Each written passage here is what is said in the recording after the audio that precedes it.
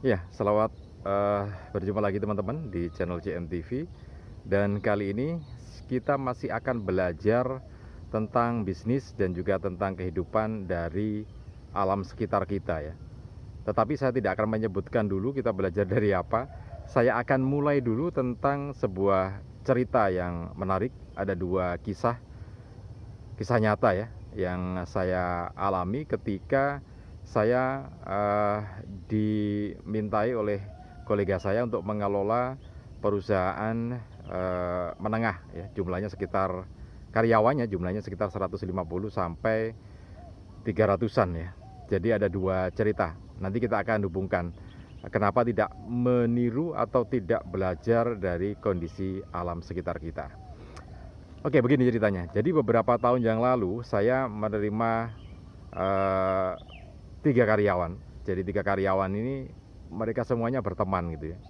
Nah, karena saya dimintai tolong oleh teman yang lainnya yang juga karyawan di perusahaan yang saya kelola itu, maka saya ya dengan semangat untuk menolong saya terima 3 karyawan itu, meskipun dengan beberapa catatan gitu ya.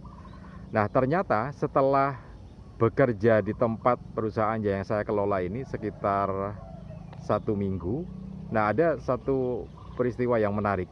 Karena ketiga orang yang baru saja saya terima jadi karyawan itu tiba-tiba pergi begitu saja tanpa pamit gitu ya. Jadi dari Surabaya tiba-tiba saya tahu dia pergi ke Gresik gitu ya.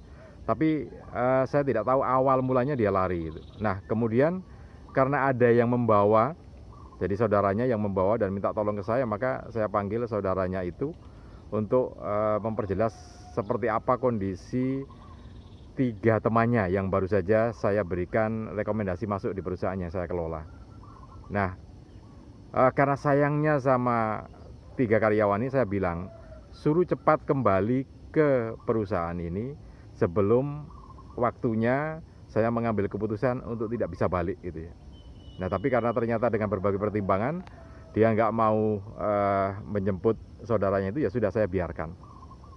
Nah, kerja di tempat saya kemudian 2 minggu, dan setelah itu sekitar 1 bulan saya mendapati dia uh, harus berurusan dengan polisi karena kasus narkoba. Karena kasus narkoba dan juga kasus pencurian ya.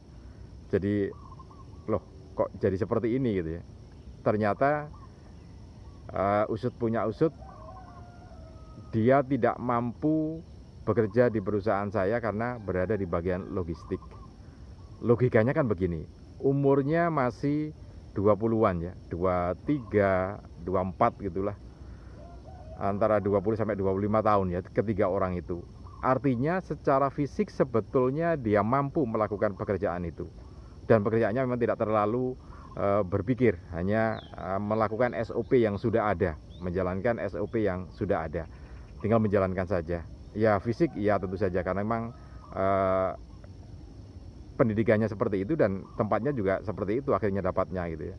Tetapi secara umum masyarakat mampu mengerjakan itu. Tetapi kenapa dia tidak mampu dan merasa berat untuk melakukan itu? Justru malah memilih jalan lain. Kayak lagu aja, memilih jalan lain itu. Milih jalan liane. Dan parah, akhirnya berurusan dengan polisi itu ya. Nah, itu yang kasus yang pertama gitu ya. Nah, yang berikutnya ini sama juga. Jadi ada satu anak muda, kemudian dia bekerja di perusahaan saya juga. Nah, ketika bekerja di perusahaan saya, dia jatuh cinta sama karyawati di situ juga. Nah, karena hidup harus ada tanggung jawab ya. Kemudian dia masih bekerja di perusahaan saya. Nah, setelah itu dia pamit keluar, pamit baik-baik gitu ya, pamit baik-baik. Tetapi masih menjalin hubungan dengan karyawati di perusahaan saya. Tidak ada urusan ketika dia keluar, semuanya baik-baik saja. Katanya bekerja di perusahaan dan di tempat yang lebih baik gitu. Katanya seperti itu gitu. Lebih baik, posisinya lebih baik. Katanya begitu. Tapi ternyata jadi setiap pagi dia harus mengambil makanan yang disediakan oleh pacarnya itu, karyawati di perusahaan saya. Jadi setiap pagi mengambil makanan untuk bekerja di tempat yang baru itu. Itu berjalan sudah 1 bulan. Ternyata 1 bulan ditanya gajinya mana, katanya ditahan oleh majikannya atau bagaimana, dan saya nggak tahu ya. Dan akhirnya 2 bulan tidak keluar juga. Nah ternyata usut punya usut, ditanyakan dia tidak bekerja ternyata teman-teman, tetapi dia mengambil makanan di pagi hari, kemudian untuk makan siang gitu ya. Nah seperti itu tiap hari, dan tidak bekerja. Katanya pekerjaannya terlalu berat di tempat lain. Loh, ini kan beberapa peristiwa yang menurut saya agak aneh gitu ya. Kenapa anak-anak muda yang usianya seperti itu masih bermasalah dengan pekerjaannya, dan tidak ini apa, rata-rata mereka tidak kuat bekerja dengan pekerjaan semacam itu. Padahal kalau dibandingkan dengan posisi pendidikannya, ya memang dia layaknya di situ gitu ya. Tetapi daya juangnya yang tidak begitu kuat. Kalau saya bilang struggle of life-nya masih sangat rendah gitu ya. Jadi ini catatan juga untuk teman-teman yang punya anak-anak masih muda, agar memperhatikan supaya struggle of life, daya juang dari masing-masing anak-anak kita atau remaja-remaja yang ada di sekitar kita untuk dipertahankan ya. Oke, kasusnya hampir rata seperti itu. Nah kita akan lihat kenapa sih jadi seperti itu, dan kenapa tidak belajar dari kondisi alam di sekitar kita. Harusnya belajar seperti apa? Oke, kita simak ya, dan kita lihat harusnya kita belajar seperti apa. Teman-teman, ini adalah ilalang ya. Jadi ilalang ini hampir semua masyarakat secara umum melihatnya ini adalah tanaman yang tidak ada gunanya. Tetapi kita harus kembalikan kepada asal-usul penciptaan. Jadi segala sesuatu itu ada, mesti ada tujuannya gitu ya. Segala sesuatu itu ada, mesti ada tujuannya. Meskipun tidak secara tersurat tujuannya nyata, tapi juga kita bisa membaca tujuan dari semua penciptaan itu dengan cara yang tersirat gitu ya. Bahkan ini menjadi sesuatu catatan tersendiri untuk masyarakat Nusantara, khususnya masyarakat Jawa, tentang sangkan paraning dumadi. Jadi untuk apa diciptakan dan harus mengapa dan harus kemana gitu ya. Pohon ilalang atau tanaman ilalang tidak ada gunanya gitu ya. Tapi kita lihat di sini, dipangkas habis. Ini beberapa hari lagi pasti tumbuh ini, beberapa hari lagi pasti tumbuh lagi gitu ya. Nah, sebenarnya kita bisa belajar dari tanaman ilalang ini ya, karena bagaimanapun juga tanaman ilalang ini adalah pohon yang daya juang hidupnya cukup tinggi.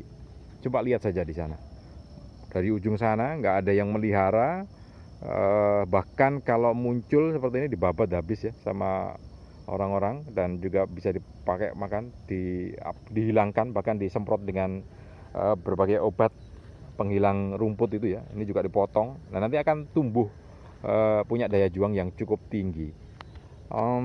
Ini satu contoh di alam liar. Bayangkan dia sampai berkoloni semacam ini. Ini adalah karena daya tumbuhnya cukup tinggi. Tidak hanya di babat habis seperti ini kan jelas dibabat habis ya. Bahkan dibakar sekalipun dia akan tetap punya daya juang, daya tumbuh yang cukup signifikan. Ini juga dibabat habis. Ini satu contoh gitu ya. Nah, kalau dibakar sekalipun dia nanti akan tumbuh super cepat lagi. Nah, itu satu contoh bagaimana daya juangnya, struggle of life-nya. Mestinya kita juga seperti itu ya. Daya juang harus cukup tinggi. Nah, ini yang ada di alam liar, dia akan mencari tempat tumbuhnya. Jadi menyesuaikan diri dengan kondisi yang sangat sulit sekalipun, berbagai cobaan datang, dibabat habis, dia akan tetap kembali tumbuh lagi dan rimbun lagi dengan ya cukup tinggi juga. Nah, ini yang ada di alam liar. Nanti kita lihat di tempat yang lainnya.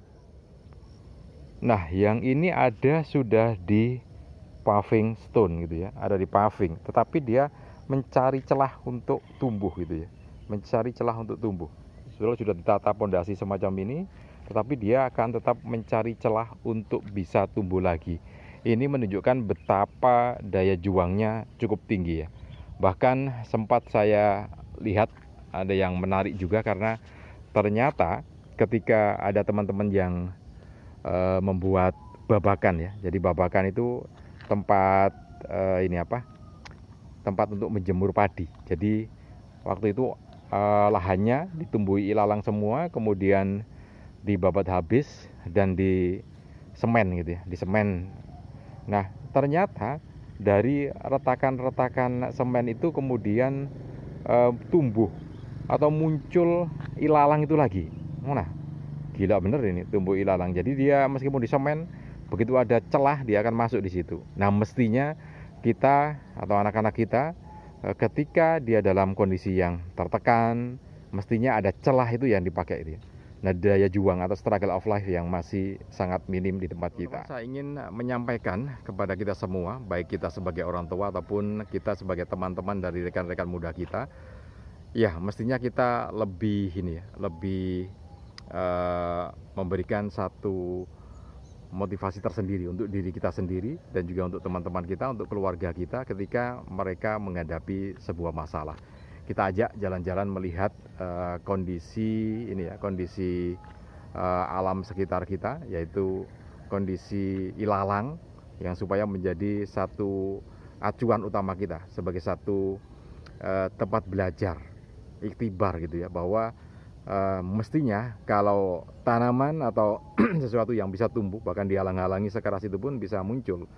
Tetapi kenapa kita yang kadang-kadang bermasalah dengan pekerjaan gitu ya, masih juga menyerah gitu ya, dan memilih jalan lain yang sebetulnya sangat berbahaya dan sangat tidak direkomendasikan siapapun ya, misalkan terjun ke narkoba, jadi kurir narkoba dan segala macamnya, atau bahkan sampai mengambil, kalau yang patah hati sampai mengambil aksi bunuh diri dan segala macamnya.